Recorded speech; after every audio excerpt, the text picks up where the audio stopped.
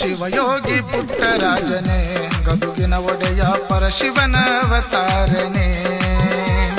ಶಿವಯೋಗಿ ಪುಟ್ಟರಾಜನೇ ಗದುಗಿನ ಒಡೆಯ ಪರಶಿವನ ಅವತಾರನೇ.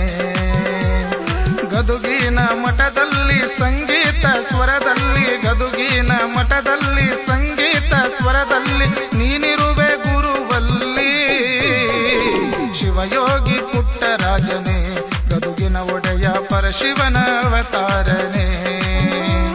ಶಿವಯೋಗಿ ಪುಟ್ಟರಾಜನೇ ಗದುಗಿನ ಒಡೆಯ ಪರಶಿವನ ಅವತಾರನೇ.